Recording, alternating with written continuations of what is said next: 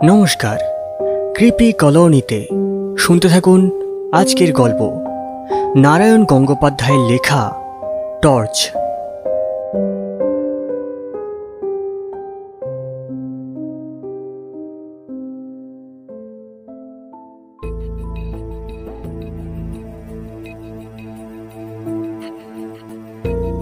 Inspector রাজেশবাবু এসে দেখলেন নন্দবাবুর হাত পা মুখ কোষে কাপড় দিয়ে বাঁধা, চোখের তারা কপালে তুলে তিনি গোঁ গোঁ করছেন। সঙ্গের কনস্টেবল তার বাঁধন খুলে দিল। নন্দবাবু তখনও কথা বলতে পারছেন না, হাঁপাচ্ছেন। রাজেশবাবু একটু জিরিয়ে নেওয়ার সময় দিলেন। ঢকঢক করে পুরো এক ঘটি জল খেয়ে নন্দবাবু ধাতস্থ হলেন একটু। তারপর হঠাৎ গঙিয়ে উঠলেন, আমার ভাই মুকুন্দ, তার কি হয়েছে? একটু বিষণ্ণ মুখে রাজেশবাবু বললেন, আপনাকে দুঃসংবাদ দিচ্ছি, কিছু মনে করবেন না। তিনি খুন হয়েছেন, তার বুকে ছোরা বেঁধানো। একটা চিৎকার করে নন্দবাবু অজ্ঞান হয়ে গেলেন। কিন্তু বেশিক্ষণ পুলিশের সামনে অজ্ঞান হয়ে থাকা যায় না, কাজেই উঠে বসতে হলো একটু পরে। রাজেশবাবু পকেট থেকে নোট বই আর পেন্সিল বার করলেন। দেখুন, লোক ধরার সময় পরে অনেক পাবেন, কিন্তু হত্যাকারীকে আগে ধরবার চেষ্টা করা দরকার। সুতরাং দয়া করে আমাদের একটু সাহায্য করুন। ধরা গলায় নন্দবাবু বললেন, বলুন। আপনি তো পাটে দেওয়ালি করেন, আর আপনার ছোট ভাই মুকুন্দবাবু? ওর একটা জুয়েলারির দোকান আছে রাধা বাজারে। মাঝে মাঝে দু একটা হিরে টিরে সঙ্গে করে বাড়িতে আনতো, কী সব পরীক্ষা করতো এনে। আমি অনেকবার বলেছি, মুকুন্দ, বাড়িতে আমরা দু ভাই মোটে থাকি, ওসব সর্বনেশে জিনিস আনিসনি। তা আমার কথা শুনলো না। আমি বুঝেছি কালো ওই রকম একটা কিছু বাড়িতে এনেছিল, আর কেউ তাকে ফলো করে। মুকুন্দ কেন? তাই সম্ভব, কিন্তু ওসব পরে হবে। তার আগে বলুন, কাল রাতে কি হয়েছিল? কাল রাত 9:30 খেয়ে দিয়ে আমরা দুই ভাই শুতে গেলাম। আমরা বরাবরই তাড়াতাড়ি শুই, ভোরে উঠি। বাড়িতে আর কে থাকে? কেউ না, আমরা ব্যাচেলার। থানায় যে খবর দিয়ে এলো ঘরের দরজা হাট করে খোলা, আপনি খুব বাঁধা পড়ে আছেন, আপনার ভাই খুন হয়েছেন, আপনাদের সেই চাকরটা কোথায় থাকে? খ্যাংরাপটিতে। আমাদের রান্নাবান্না করে দিয়ে 9টার মধ্যেই ও খেয়ে বাড়ি চলে যায়। আমি কাল ঠিক 9টায় ও চলে গেলে সদর দর বন্ধ করেছি।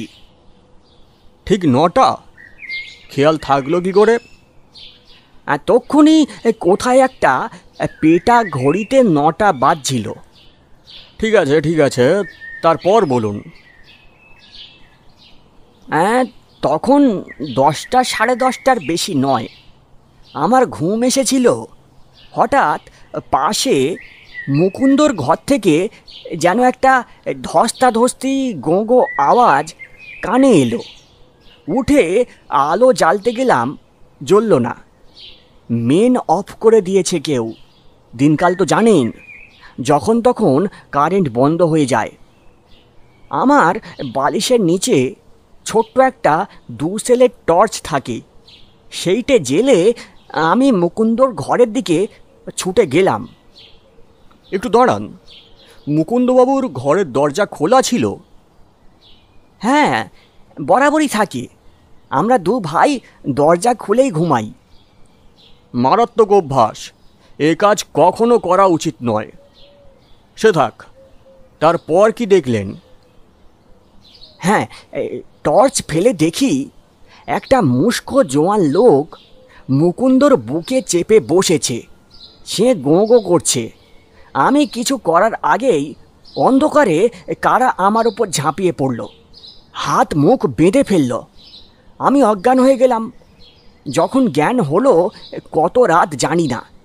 টের পেলাম বারান্দায় পড়ে আছি, উঠতে পারলাম না, কিছু করতেও পারলাম না। ছটপট করলাম সমানে, আবার জ্ঞান হারালাম। সকালে কখন যে বনমালী মানে আমাদের চাকর এসেছে, সব দেখেছে, আপনাদের খবর দিয়েছে, কিছুই আমি জানি না। ভালো কথা। আপনার টর্চটা কি হলো? হ্যাঁ, টর্চ ধস্তাধস্তির সময় আমার হাত থেকে ছিটকে পড়ে গিয়েছিল জ্বলন্ত টর্চটা।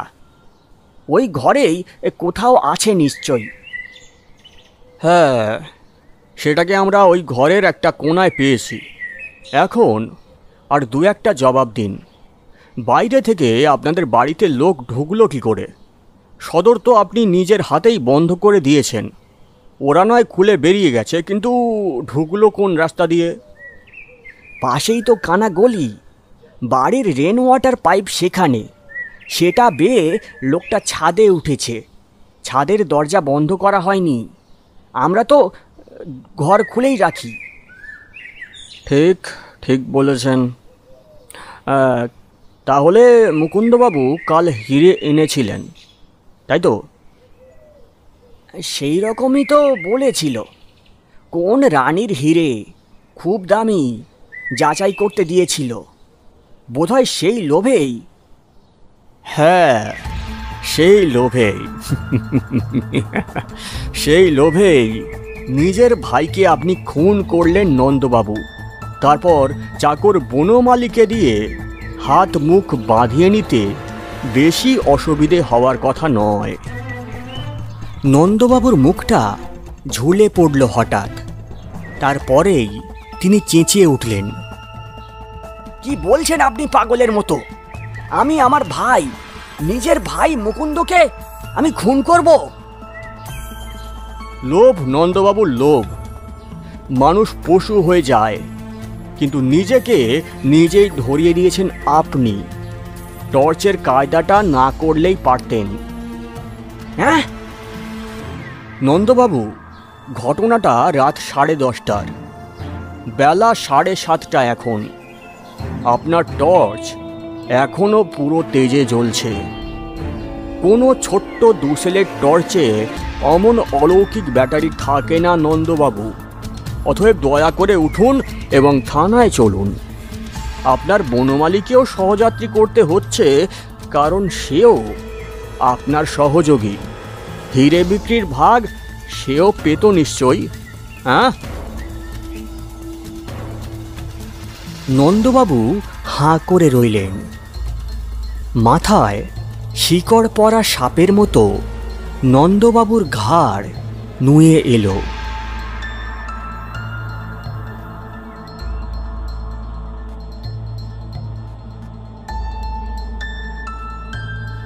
কৃপি কলোনিতে শুনছিলেন নারায়ণ গঙ্গোপাধ্যায়ের লেখা টর্চ। আজকের গল্পপাঠ সূত্রধার, সাউন্ড মিক্সিং, এডিটিং ও পোস্টার ডিজাইনে ছিলাম আমি রমেন। সবাই ভালো থাকবেন। শুভরাত্রি।